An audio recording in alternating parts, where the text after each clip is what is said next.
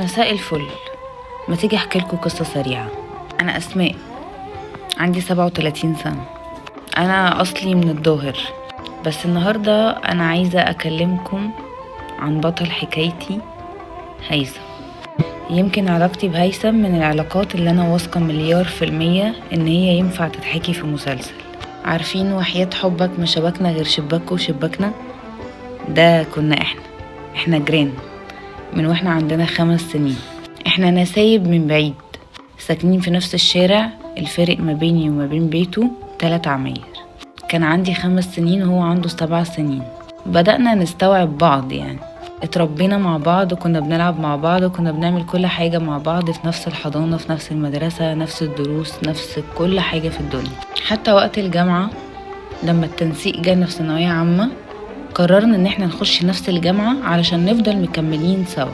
كنا صحاب، كنا حبايب، كنا بنتعامل في كل حاجة، مش مكسوفين من بعض بربع جنيه في اي حاجة. اللي كان مزنوق كان بيميل على التاني بمنتهى الصراحة، سلفني عشان الدنيا معايا واقعة. اللي كان بيعمل بلوى كان بيجي دايركت يحكي للتاني. عارفين القعدة اللي هي بقى فلان صاحبك عمل ايه، اللي انت عملت معاه ايه في الشغل، فبنكمل قصصنا كل يوم. مفيش شخص في الدنيا ما يعرفش ان احنا لبعض. وهيثم كان ابن بلد.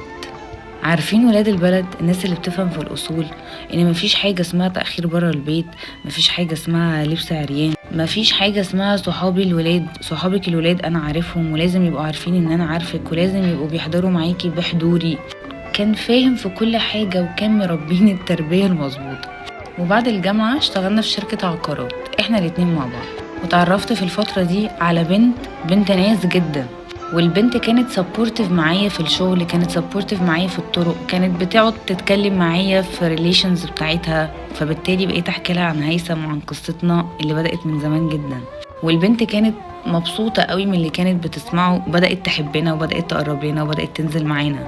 بل بالعكس، كمان كانت بتتدخل في مشاكلنا الشخصية، سواء القريبة قوي او البعيدة، سواء اللي هي تعرفها او اللي ما تعرفهاش.